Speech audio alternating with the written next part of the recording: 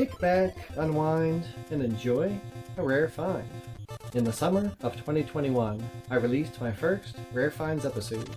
3.5 years later, and 99 episodes later, we've gone over 1,743 rare finds. That's a lot, with the majority of those being the VHS tapes. So today, for episode 100, we're going to go back and revisit my favorite rare finds. Excluding the VHS tapes. Well, except for 3. If I showed all my favorite tape finds, we'd be here for hours.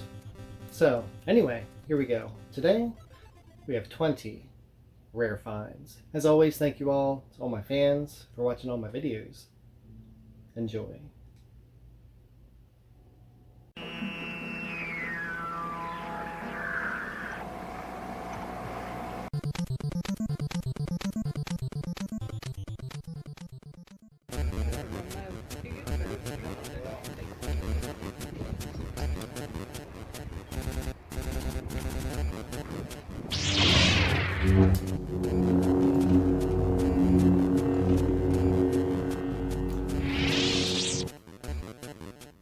Any of you Star Wars fans watching probably know what this is. This is not a Graflex, but it's a Heiland, however you pronounce that, Synchronar 3 battery flash bulb thing. Yeah, and they use this is not the ones that I know of that they use to make the movie props with, the Graflex, but this one is used pretty often to make lightsabers, like props for the fans, and it's pretty awesome. It's got a few scuffs and scrapes just like your real lightsaber for your Jedi duels would have, and yeah, I don't really plan to turn it into a lightsaber. I think it's cool looking like this, but I mean, one day, you never know. Still, this was not, I've been looking for one of these, for a Graflex one, for years. I never thought that I would see one, but yeah, there it is. Pretty surprised to find this today.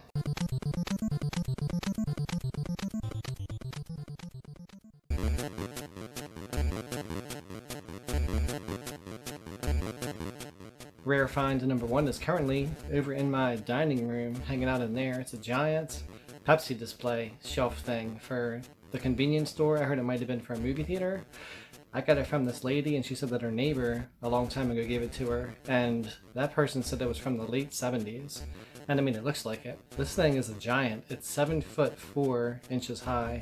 But everything looks nice on it. The display is really colorful, and on the side it's pretty cool. It's got some of those things you make with that label maker gun thing. The one says regular Pepsi or whatever it says. The other one says Mountain Dew. One says Pepsi, and there's a couple that are kind of scraped off or have fallen off over the years.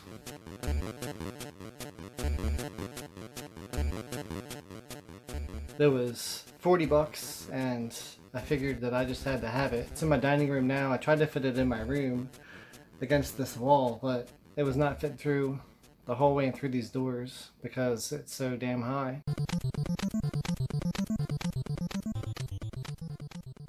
Today, we've got 25 rare finds, starting with one extraordinary rare find.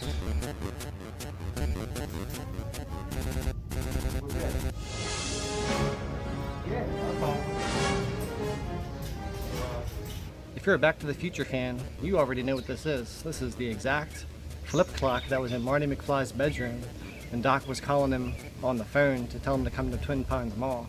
And it was $3.99 in Goodwill, and it's the exact model number. And it still works. It's still got the 2 dials on there where I can adjust the time. And the model number, if anyone's wondering, is RC-6015. It's the authentic Back to the Future flip clock. I'm going to put it in my room. I'm never getting rid of that.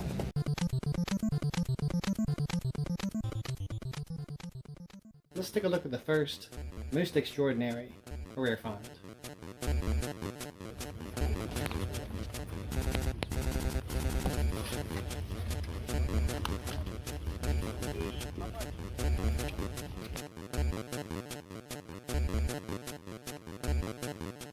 I always had a joke with myself. I always said, I'm going to find a baseball card box one day at the flea market with a bunch of Garbage Pail Kids in them.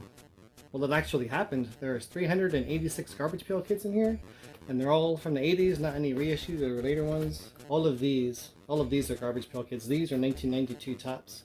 The one that has the Derek Jeter rookie card in it. And I looked through them, and that card is not in there, but that's fine. I got all these Garbage Pail Kids. They're not in the best shape, but they are there.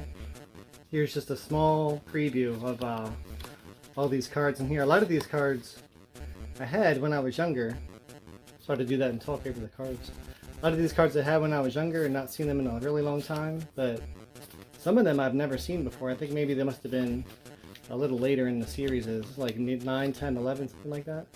Yeah, this is a very extraordinary rare find. The whole box was 10 bucks. I'm gonna add this to my growing Garbage Pail Kids collection. Over here on the shelf I got some boxes, and inside the cards I have about 75. Well, now I got over 400. And that's crazy. But yeah, I'm gonna have to do a video. I'm not sure exactly what to do.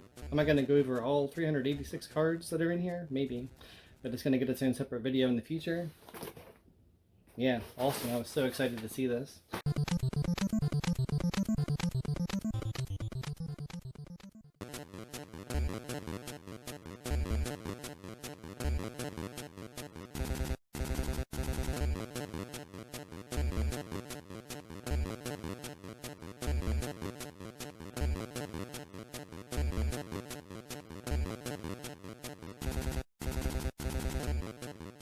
First rare find is pretty crazy. I found a ridiculous laser tag haul in Goodwill, and I believe there were 6 boxed sets of each. There was the game kit, which is this right here, and then we have the vest, which I'll show you in a minute, and then we have the cap, the star cap. Yeah, 6 sets of each.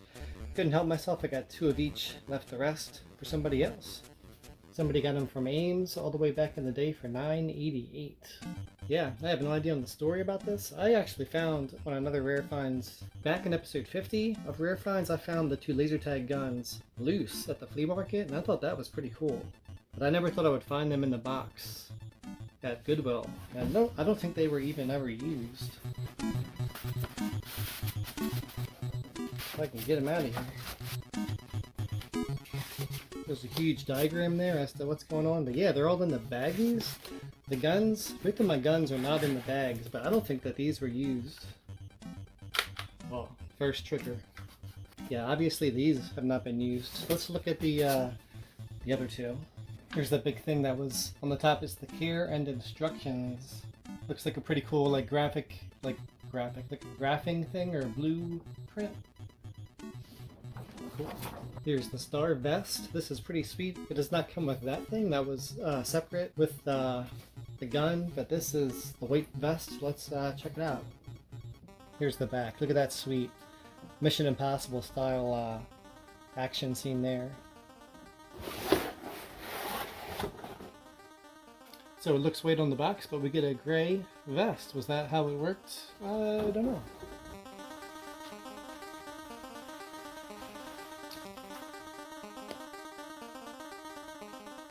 Oh yeah, Indiana Holmes, hard to get me all in the picture. Ready for some laser tag action. Well, except for this part. Might have to use this for a future CRT Orion Moses episode. I honestly I can't tell if this was used or not. Maybe just lightly. And I have no idea on the story as to why there were 6 boxed laser tag sets in there. Maybe they were bought for a party and never used back in the day. This is from 1986, so I don't know. Here's the last item, the star cap. I do not remember this. All I remember really is the gun from when I was younger. Let's check it out. I forgot to say that this was $3, the vest was $4, and the game kit was $5.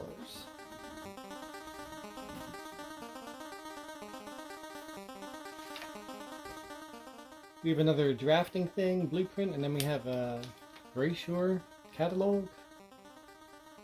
Let's look inside this catalog. It's like a little backstory book. There's a whole family of... I've never seen this before. A little family there. I'm gonna have to do this, a review of this in depth. Then we have the game, how to play, I guess. Look at this guy over here. This is one rad dude. This page showing the game kit. Whoops, can't see the logo. And some of the other accessories. look at the top of the hat, you can see all the electronics in there that sense the laser.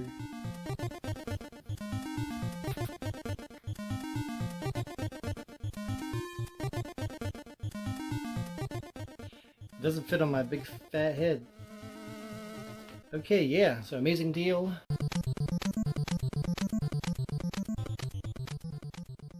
As you see behind me, and as you've watched my Rare Finds episodes, you know that I'm a big fan of the VHS tapes. I grew up with them, and I've started collecting them. And I have all kinds of rental tapes, I have tapes from my childhood, and everything else, and it was not supposed to be like that. What I was supposed to be collecting were the skateboard tapes. And it's been probably 2 years, and I've never found another one. Until recently.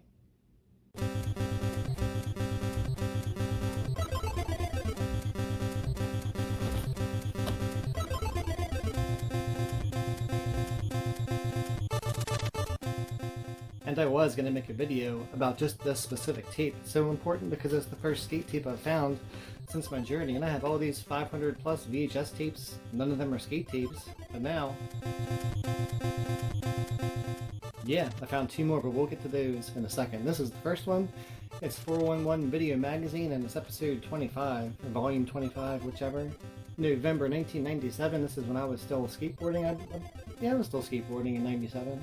And these were the shiznit back in the day. I only had one of them. I think it was number 11 or 12, I believe, 411 Video. But yeah, super excited when I saw this at Goodwill, and then I found another one.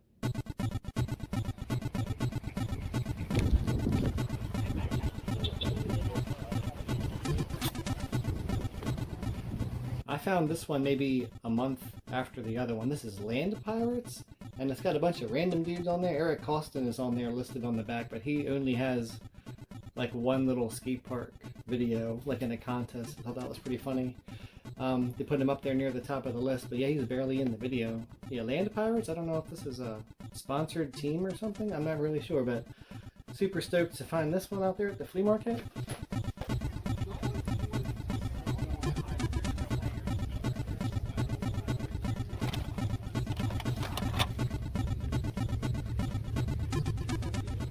Yeah, and then a month after the other one, I found this one. This is Trans World Skateboarding, another skateboard magazine that was out there, and I really like this magazine. I had quite a few Trans Worlds, and I was getting my mom to buy them for me in the mid-90s. This one's from the year 2000. Mark Appleyard, Kane Gale, Rob Dyrdek, yeah, all kinds of people on here. Yeah, so now I'm going to add these 3 to my collection up here. If you see this picture going on right here, there are not just skateboarding, there's some snowboarding ones up there, there are motocross, BMX. So yeah, maybe the drought is over, maybe they're gonna be just, every time I go to the flea market one day, maybe I'm gonna find the skate tape.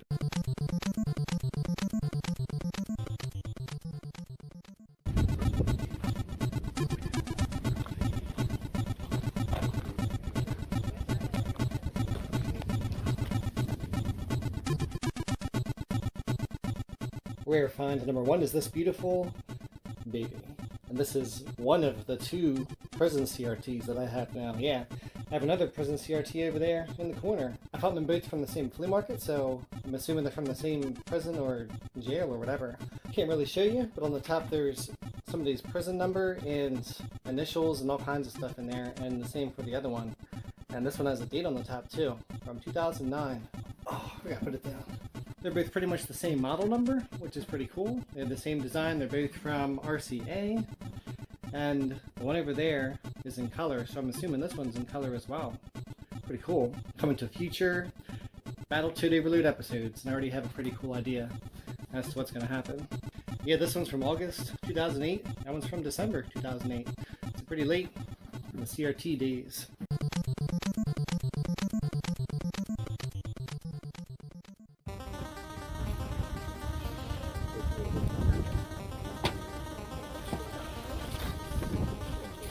The next rare find is this rare.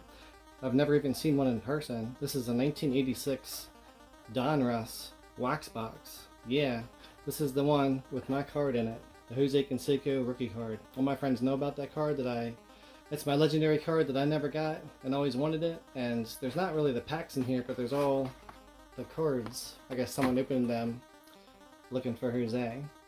So of course, you know what I did. Someone put them all in order of teams and all kinds of stuff, the Donrusses. And then you get to the rated rookies and I was like, oh my god, maybe Jose Canseco's in there. Let me go through all the rated rookies. And guess what? Do you think he was in there? No, he wasn't.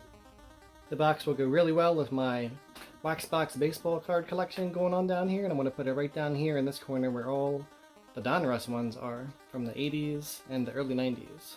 So the search for Jose Canseco continues. I know I can just go on eBay and buy it for like 20 bucks ungraded, but I don't want to do that. I want to find him in the wild because the thrill is in the hunt, as all you other rare find collectors out there know.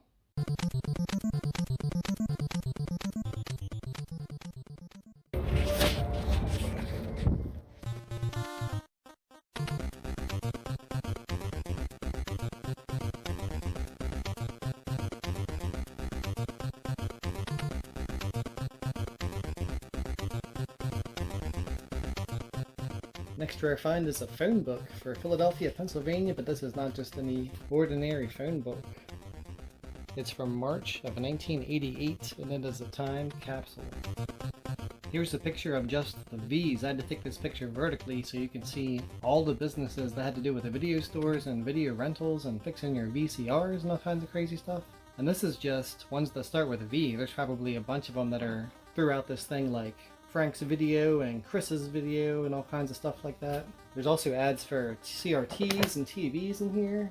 Here's some TV ads, and I guess if you grew up in Philly back in the 80s, there's probably stores in here that you would remember and don't exist anymore now.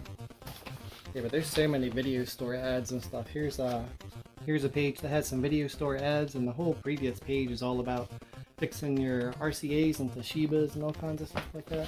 Anyway, this was $5, and I'd rather read through this than a novel.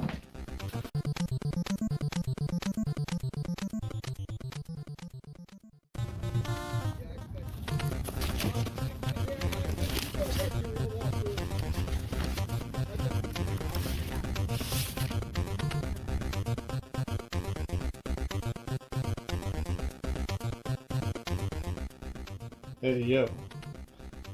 We got some wrestling autographs and some extra pictures.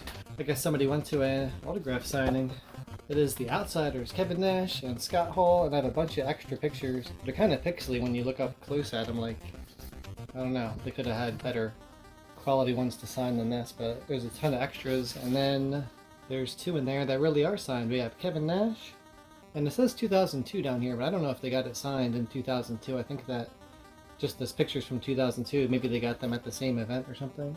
And we have the bad guy, Razor Ramon, rest in peace, Scott Hall. And both of them say to Chico, so I don't think it's just Razor saying, hey Chico, on here like he does. It's like both of these say Chico, even Kevin Nash writes Chico, so I think Chico is the name of the person that got the autographs. All these pictures and the autographs all together were $3. That's a hot deal.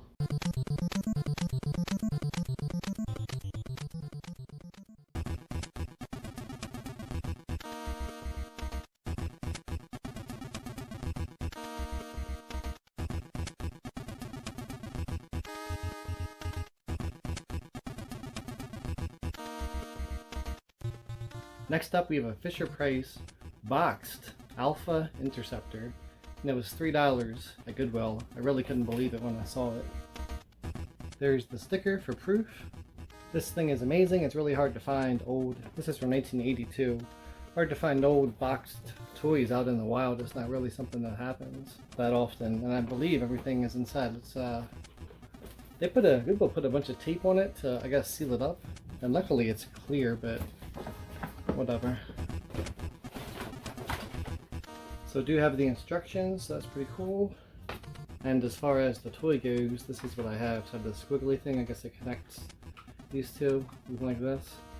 And does it land there or sit there or spin? I don't know, but it's in pretty good shape. Little man's kind of stuck in there. Just gonna leave him in there for now. Yeah, amazing find. I like anything that's in the box from the 80s, especially the toys. Might be a part of my permanent collection.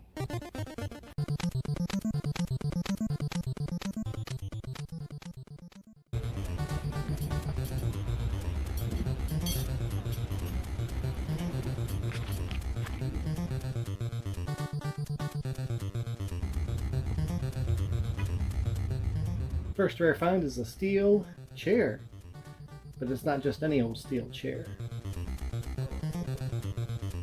An official WWE wrestling chair from the WWE, World Wrestling Entertainment. What happens is usually if you buy a seat on one of the major pay-per-views on the floor area, they design the chair with custom pictures and graphics and padding and all that stuff, and then at the end of the event you can take your chair home with you, and that's what this person did. This is a floor area steel chair from the Night of the Champions in 2009. Every championship is on the line. I was not watching wrestling at the time when this came out, but I knew who CM Punk was, and I guess I had seen him on TV in some flashbacks or something about his matches or something during that time. But yeah, this ringside seat chair was $5. First time I found one of these chairs out there, there was a mom and dad there selling it. The mom said that what did she say? She didn't know who this guy was. And the guy, the dad, I think he said, I only like the older wrestling. Whatever that means. Probably stuff from the 80s.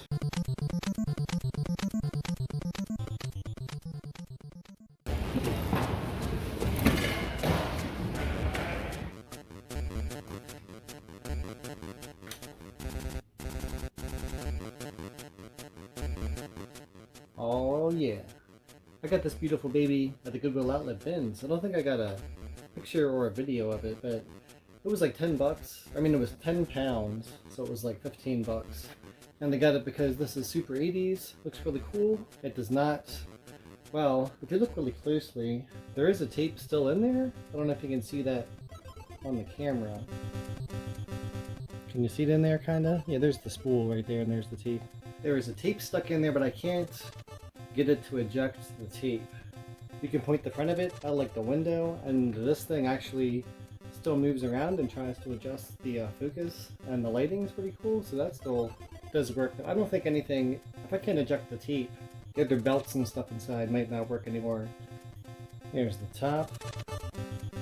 Anyway, it might not record, but pretty cool thing from the 80s, and I think I'm just going to put it up on display somewhere and look at it. These were super expensive back in the day. Back in the day, they were probably over $1,000, and today, $15.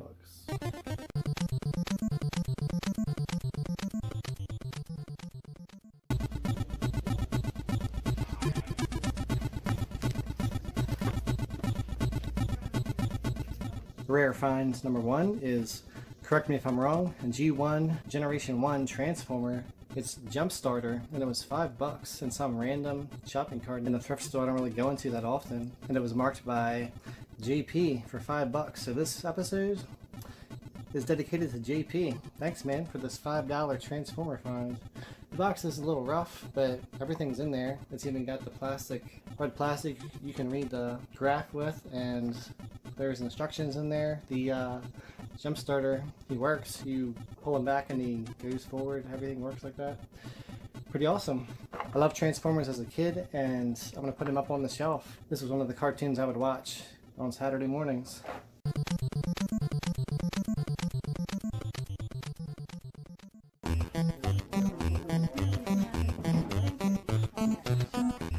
Oh no, you're getting all festered up. This beautiful baby is a 1984 Panasonic boombox. It's got all kinds of cool looking, aesthetically pleasing gizmos, and well, I guess it's the simple stuff on there like stop, play, pause, rewind. But it works. The radio works anyway. I haven't tried the cassette player, but I'm not too interested in that. I just want the radio to work because this thing is really nice looking. I'm going to put it over on my shelf over there. Well, that's it. Cheers to another 100 episodes. And remember, like Indiana Holmes always says, keep up the grind, and you'll get a rare find.